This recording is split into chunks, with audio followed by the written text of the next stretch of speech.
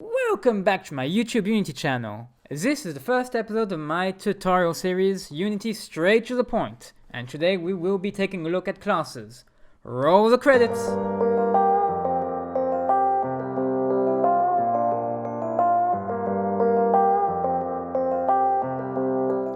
Okay, so as I said, today we're taking a look at classes in C#. Now, if we should make a video about classes in C# today, I'll have to address the main question, which is what is a class in C#? Now, the textbook definition of a class would be a construct which enables you to create a custom type by grouping methods as well as variables of other types. Now, the key word in here is custom. The idea of classes in C# is for you to organize your variables. You're trying to code something. You're mainly going to have two constructs. You'll have variables and you'll have methods, which will be using these variables. And the idea, if you want to code in a nice, clean fashion, is to have a very nicely organized script, which is easy to read. Classes are probably one of the most powerful tools to enable that. And that is why we're trying to explore classes today. I remember when I first started looking into C#, the question, what's the point of a class, was very confusing to me. We'll go through that later in the video. I'll try to show through an example why it is actually crucial to understand the use of classes early on. So now, let's take a look at classes. And before that, we have to talk about types. So, I have a Unity window which is open here. So let's keep in mind that for all of these tutorials, this is indeed a C# tutorial, but it's always going to be more or less related to Unity because that's my main interface really with programming. And we're just going to create a C# script here. We're going to call it, let's say, tutorial 01. There we go. Actually, let's not do that. Let's do something a bit more. Yeah, let's undo this. Let's do something a bit cleaner. We're going to have a script. We're going to call it main. I'm going to open it up in Visual Basic here. And while it does that, we're going to create. Oh, sorry. We're going to create a new object, which we're going to call main, in which we are going to put our main script. And it's going to be our main interface in between the Unity console and our code. So if, for instance, I typed print hello world, saved here, let's see what happens. Hello world, that's all good. Okay, so now that that's done, let's get on to a few examples of variables and types, because it's important to understand that concept well if we want to understand classes. Okay, so we're talking about variables here and variable types. So let's just define a float here, a, and we're going to say it's equal to 0. Variables, at the end of the day, are a way of expressing information. Here the information is the value 0, the name of that information is a, and the third way of defining it is by saying what it is. So basically, a is equal to 0, but its actual type is a float. Let's create another variable type. We're going to say float, we're going to make an array of floats, and we're going to say it's array a, and it's equal to new float, and we're going to say it has 4 elements. Now both of these constructs are variables. The main difference is that one is a float and has as type float. The other one has as type array of floats, and more specifically, it has 4 elements. It can have 4 slots in that array. There is another fundamental difference in between these two variables. One has a type which is called a value type, and the other one has a type which is a reference type. Now, value types are types which are, you could consider them elemental. They are basic. Floats are one of those value types. You could consider strings as well. All of these basic, it's the most basic way of defining information. Most of them are value types. If you want more information on the full list of C# value types, you can look it up. It's quite easy to find. Float, on the other hand, is what you call a reference type. It's not a simple individual value. It's a construct of several different values, in this case floats, put together in what you call an array. Now let's explore the differences in between a value type and a reference type. Well, we start with value types. I'm going to create two other variables. Float b is equal to we'll say float a is equal to 1, float b is equal to 2. Then we're going to say float c is equal to 0. So what I'm going to do is I'm going to say a is equal to b.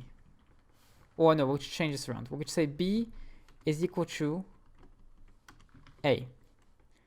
So now b is equal to 2. I'm pretty sure we can agree on that. And now what I'm going to do is I'm going to say c is equal to b. And then I'm going to say c is equal to 5.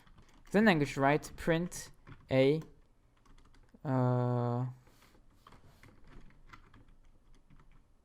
b and c. There we go. That's where we can have the final values of a, b, and c. Now, following my logic, a is equal to 1, b is equal to 2, c is equal to 0. Then b is equal to a, so b is equal to 1, a is equal to 1, and c is equal to 0. Then c is equal to b, so they're all equal to 1. And then c is equal to 5, so we should have as a result 1, 1, 5. Actually, let's all put this in start, so we don't have to have this running in a circle. Let's run the program, and let's see what comes out of this. 1, 1, 5. So this is working out just fine.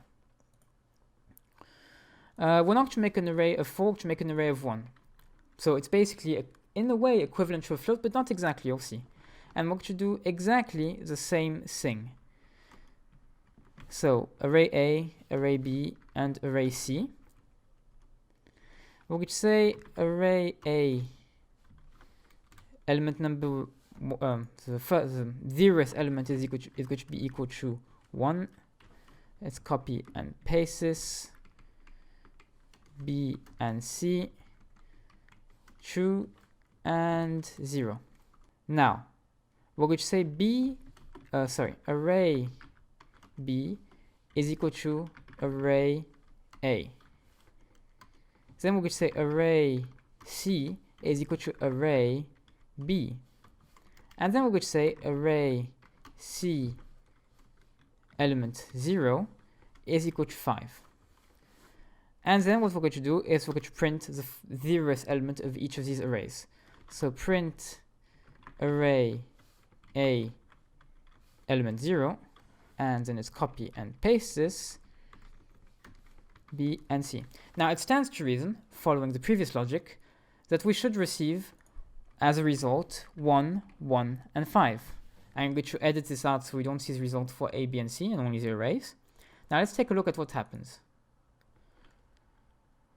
Now the interesting thing here is that we have 5, 5, 5, but we've done exactly the same operations as on the floats. Now this here is an accurate representation of the fundamental difference in between the value type and the reference type. Now you see, the way this works is that we start by assigning initial values to each of the arrays. Then we say array B is equal to array A. The meaning behind this is that now whatever you change in array B will also change in array A. We're basically saying the same slot of memory is being used both for array B and for array A. There's no longer a difference in between the two. And same thing when we say array C is equal to array B. So now they all correspond to one single final piece of information, which is one array. And we can call it as we want, array A, B, or C. So now whatever we change, whether it be for array B, C, or A, will be the same. If I change array A, we should still get 5, 5, 5. Because they all are exactly the same at the end of the day. And this here is the difference between a value type and a reference type. Now, let's not forget that classes at the end of the day allow you to create new variable types. And the way we'll be creating them here will enable you to create new reference types. Now, you can create value type classes. I never do it. I actually don't even know how to do it at this point. But there are examples. For instance, we could take a look at Unity's Vector3. The Vector3 class allows you to create a variable which basically holds 3 values one for x, one for y, and one for z, for vector 3, basically. And these behave as value types, and they are classes. Alright, so now let's take a look at how we actually create classes in C#, that is to say, what's the syntax. It's actually quite simple. So remember, classes allow you to create new variable types. So let's say we want to be able to describe a box in C# in terms of its name and its color.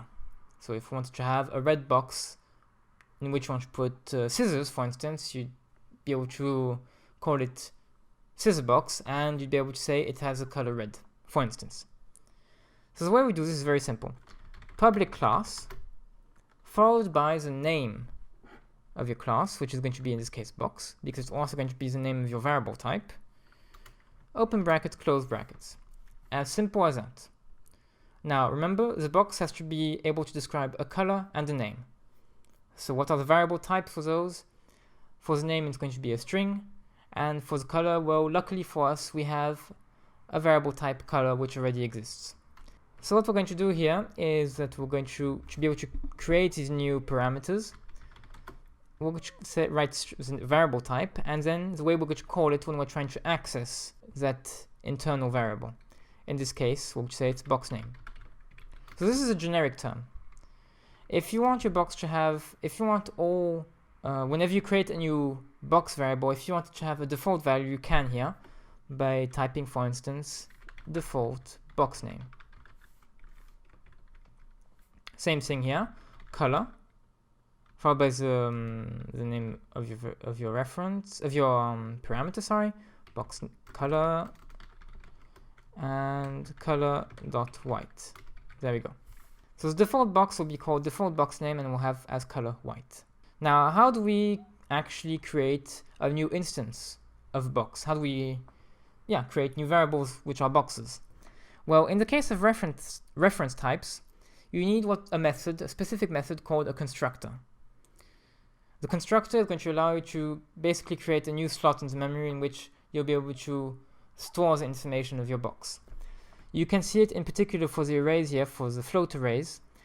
This is actually the method which is used. It's a constructor. New being the telling point saying this is a constructor. We'll see how we create this constructor here for our class. It's very simple once again. Public followed not by the usual void followed by the name of your method here, but in this case, since it's a very specific method, you simply put the name of your class, box, followed by, of course, the method, so you need to have parentheses at the beginning, my bad. There we go. Here you've created a constructor. So for instance, if I go in my main string, if you want, even if it's called start here, let's say I want to create a new variable box, first box, or actually we'll call it default box, is equal to new, followed by, so when you want to create it, you put new, followed by the name of your variable type, in this case box, followed by parentheses. There we go. And there you go. There we've created a new variable, default box, which is of type box. And you might ask, well, what's its color and its name? So if I type print default box dot, you'll see I'm going a bit ahead of myself here. So we have this box. Now, how do we access its name and its color? Well, you type the name of your variable here, default box dot, followed by the name you gave, which is that particular internal variable, that parameter. Now you see, if I put dot here, it doesn't suggest me anything. Well, that's because we didn't say that these parameters are public. So we have to set them as public first. So that's my mistake. So that we can access them when we're outside of this class. We're no longer in the class box here, so we can't access it unless it's public. So now if I put print default box dot, there we go. Now we have access to its name and its color. And you'll see we didn't assign any particular values, so it's going to simply take as name box name. It's simply going to assign the default name, which is default box name. Now if I go here and press play, what comes out is default box name. So everything is working so far. Now you can be a bit more fancy with your constructor. So if I make a new version of the constructor box, and this time I'm going to give as inputs a string as input, and a color, and I decide that when I use this constructor, if you want to, what we're trying to do here is basically create a way so that if we want to assign initial values to a box instead of just the default ones, we can do it directly from the constructor, basically by giving inputs to this method. And the way it works here, to assign these actual values, is to take the default, so the parameters names here. So box name is equal to, in this case, a string, because I didn't call it a string, and box, oh, color, I made a mistake here, it's not vola, it's color. Box color. And we're going to say it's equal to a color, which once again is the input value. Now, you'll see that this time, if I change, I should have a suggestion. Either I can use a constructor box with no inputs, or box by inputting a string and a color. Now, let's say we give it as a name, happy, for whatever reason, and this color is color.red. There we go. And this time, if I press play, the name is happy. So everything is working as intended. Alright, so now we'll take a look at another powerful tool of classes, which still relate to variable types, and it's what you call accessors, the get and the set accessors. And we're going to do it through an example. Vector2 and vector3 are variable types which already exist within Unity specifically, but we're going to create our own vector. It's going to be a 2D vector. So as you know, a 2D vector will have two components, an X component and a Y component. So I'm going to create a class, public class vector. Sorry, I forgot the brackets here. There we go. It's going to have two variables which will define the vector, an X variable and a Y variable. We're going to actually say that the default value is 0 for both of them. We're going to create a constructor public vector, and we're going to say we have to assign float X and float Y. It's going to allow me to show you a new syntax. So I'm going to write X is equal to X, and you'll see this is very confusing, and Y is equal to Y. You can actually do this, it makes sense, and for this to make more sense, what we're going to do is we're going to type this dot X, this referring to the current instance of a vector that we are creating, and this dot Y is equal to Y. So here what we're saying is that take the instance of a vector we're creating, take its X parameter, and assign as value the input parameter X that we have here as value. Same thing for Y. Okay, so we have our new vectors. Okay, we're actually going to scratch out all of this stuff. There we go. And let's say we create a new vector. The vector is equal to new vector. And we're going to say its values are going to be 5 and 3. There we go. And for some reason, we want to have the magnitude of this vector. We can do it 2 separate ways. Well, actually, we can do it 3 different ways. And so what we're going to do is that we're going to have float. The length of a vector is a number, it's a value, it's a float, we're going to say float result. For now, it's going to be equal to 0. So at the end of this segment, we want to print the result. The result that we want being the length of our vector, the vector. Number one way we could do it is do result is equal to, now by the way, to have the length of a vector, a 2D vector in particular, it's the square root of the sum of the squared values of the individual components. If I do mass dot square root of, in this case, the vector dot, sorry, I have to makes it public. I keep forgetting this. There we go. Alright, we're going to do this a simple way.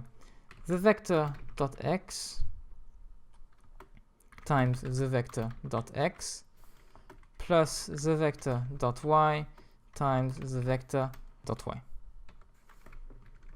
Here we have the result, which is exactly, this is the what you call the magnitude of your vector. Now which print, which make sure everything is running smoothly, and this is the length of our vector, 5.8. Okay, this is the first way we can do it. The second way is by creating a method. So public, the result is going to be a float, the result,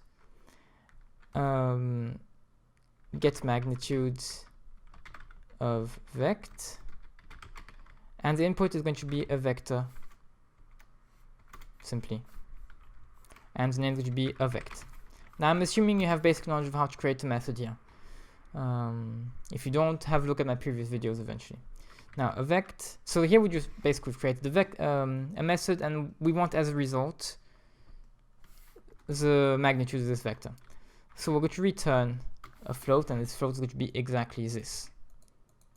There we go. The names aren't the same, so I have to change them. There we go.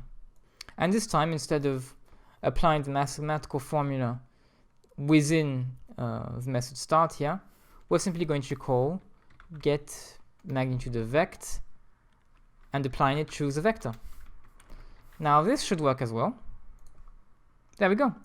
And each time we want to get the magnitude, we'll have to go through this external function. It works, the three methods are going to work in an equivalent way, but I'm going to show you the third way, which is the cleanest and the one which makes the most sense. Now this is through the use of what you call an accessor. We're going to write public magnitude, and we're not going to put, this is the difference between an accessor and the method, we're not going to put any parentheses. And here we're simply going to put get, open the brackets, close the brackets. Public, and we have to also give it a value, of course, float. There we go. Now just go along with this, and inside this we have to put a string of code, which when we call for magnitude, we want to, at the end of this, we're going to have a return, just like a method. We have to return a float, and the float we want to return is the value we want to get when you call the magnitude function, accessor, sorry. So here we'll choose the same mathematical function over here, and instead of using, and since we don't actually have any inputs here, we're simply referring to the values here of our parameters, basically. Instead as we're using as names here, we're referring to the parameters of our vector type. So this would be equivalent to putting this dot x once again. It's exactly the same. I'm not sure for the y's. And this time, if we want to get result, the cleanest way of doing it is now just by typing the vector dot magnitude. Now this is very pretty, you see, because all of the math is going inside of magnitude. Now there's another accessor we can use, the set accessor. And to prove our point, what we're going to do here is take the vector.x, and we're going to assign it a ton of random values. And instead of printing result, this time we're going to print each time the vector.x. Now this is completely useless, but I'm going to try to prove once again the point of the use of accessors. And here we get the successive values of each value of x. Okay, that's fine. Now, we're going to use a new accessor, a set accessor. So we're going to say public float, because this time, okay, this is what we're going to try to do. We're going to try to make a method to modify the value of x, which is basically what we're doing through the vector.x is equal followed by the value, but you'll see it has a more powerful aspect to it. Let's say, for instance, that we only want to modify x if x's value is superior to y's value. So 1 wouldn't be an allowed change, -4 and 1 again would not be allowed changes.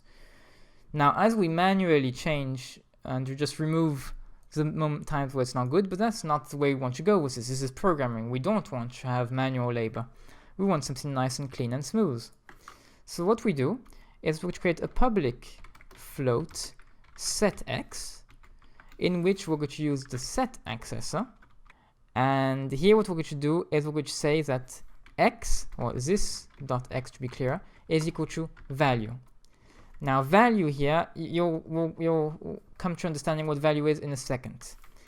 If I type the vector now, dot set x is equal to 8, this is what he understands.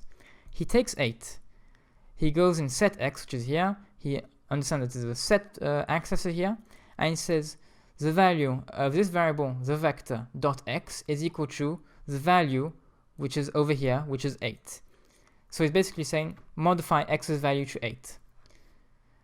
Now this is exactly equivalent to this. However, if I add over here, if value superior to this dot y, and inside of this I modify the value, then he'll only modify this value if the value with which I'm trying to modify is superior to the vector's y value. And so we don't have to modify it manually. So I'll have to rewrite everything here. And let's say that we also do not want to have to write print the vector.x each time. Let's remove some extra manual labor. And let's just write over here print this dot x. And now all we have to do is remove all of this mess and print and put 1, minus 4, 3, 12, or 152 as you wish, 2, minus 56. And we have a much cleaner bit of code here. And what you'll notice is that all of the changes will be for higher values of y, which are 8 and 152. And this is the use of accessors. It allows you in a way to control the way your values are modified, to make them funnel through specific methods, instead of just changing them wildly in nature. Now you see, if I wanted over here, there'd still be a problem, because I could still write the vector dot x is equal to 1. But we don't want to allow that. We always want our x value to be superior to our y value. And yet here we are modifying it wildly. Now this is what public and private take all of their form and all of their usefulness. Because if I make these variables private now, what you'll notice is that I'll have a mistake here, because I can't access x, the x value of the vector, because it's a private variable, a private parameter. However, because the accessors are public, I can still modify these values, but only now through set x. Now this is where it's really useful, because it allows you to control the way your variables are being modified. Another type of variable that can be applied to classes, and it's a bit more, not really complex, but a bit different in its way of working, and it's what you call the static variable. Now if I type static float mystery number, and it's equal to 0. Now this is quite odd. Oh, by the way, well, this, and you see once again, this function cannot work, because again I'm calling for x when I can't even call for it. Now what is mystery number and why is it static? Now if I try, already you'll see it's not public or private, and if I try to look for the vector dot mystery number, it does not appear. The way static variables function is that they're not assigned to instances of the variable type, but to the entire class. To make myself clearer, if I type, instead of calling for the vector, I call for the class vector dot, oh, I have to make it public, sorry. It's not actually a private or public, my mistake. If I call for vector, I have access to mystery number.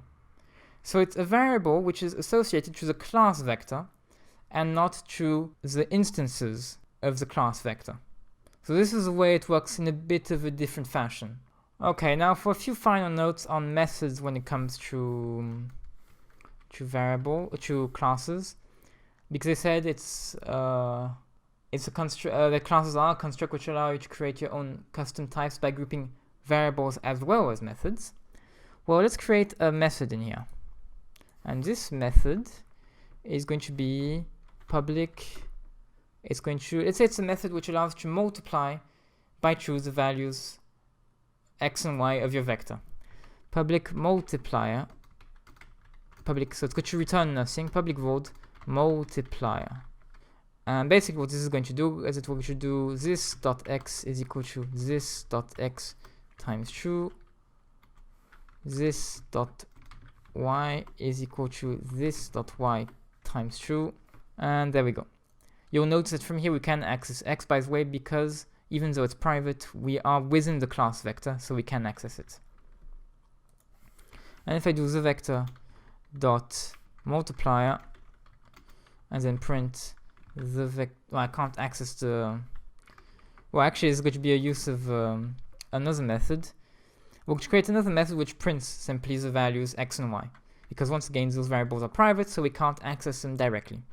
So public void printer, and we'll just put print x, because I'm lazy about putting this, print y. Don't have to call for the method, so the vector dot printer, we'll just put it once before and once after just for the sake of safety. So we have 1, 5, 2, and 3, and then 3, 0, 4, and 6. So this is functioning perfectly well. This is how you use methods for classes. Now, again, you could have a static class, a static method, and again functions in this, behaves in the same way as a static variable. There's no difference on that front. Now, at this point, I was supposed to create an example showing how the use of classes and creating your own types, custom types, enables you to have a much cleaner code. I believe I've done so through the previous examples. You've noticed how the code got cleaner and cleaner as I've used new types and then a constructor, and then especially accessors really clean up your code a lot, as well as methods. But I think I've proven my point here. A few final notes, in particular on static classes and on how classes behave as a whole. Now I have two classes here, the class box and the class vector, and I'm calling them in this main script in the start method, which is called when you start your scene. Now, to kind of show how this whole thing interacts, we'll create a new class and we'll call it class lib.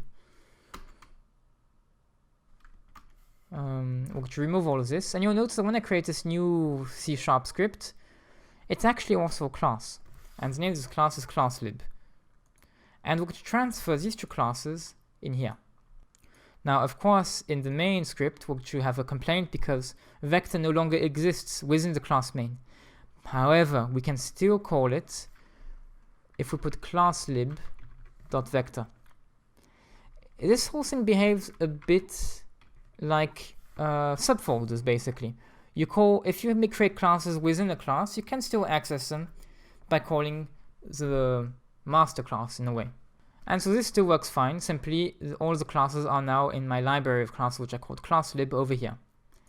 Now, there's one reason for which this whole thing kind of works very well, and that is if you want to create libraries. I'm a big fan of libraries because, for instance, basically what you've done here is that you've allowed yourself to have this library of classes that you can use from folder to folder, from project to project. Now the box class isn't very useful, I'll be honest. But if vectors did not exist within the scope of Unity, instead of having to recreate a class vector in each project, you'd simply have to copy and paste this class lib with all of your classes that you use regularly and which are kind of general and mathematical as a whole, and you'd be able to use them in every single project simply by copying the file. Just to give you an example, I'm going to now show you a couple of scripts which I often use. Here is Fextramath. This is, for instance, a class I created with a whole bunch of extra mathematical formulas which I use. For instance, here is a method which I believe returns the angle in between two vectors when you give those two vectors. Very practical, doesn't exist within the base message which we are provided with Unity and the class vector. It's a very useful method, and instead of having to rewrite it and rethink about it each time, I just copy and paste this file basically right here, Fextramath. So I can actually do it right now. I'm copying it here, and if I go in Unity and show in Explorer, there we go. I'm going to go in my assets, paste it here. There we go. We have Fextramath now here. And if I return to my main method here, if I want, simply from start, I'm going to call the class Fextramath, and I'm going to call for, I believe it's getFectAngle. There we go. So as simple as that. And I have access to this method as much as every other single method which is within this class. This is one of the many ways you can use classes outside of simply creating new variable types. Very useful, very powerful. Classes are a cornerstone of object-oriented languages and of C# in particular here. I hope I was rather clear on the basics of how important classes are for C#. If you enjoyed the video, feel free to leave a like or even subscribe. And I guess I'll just say bye!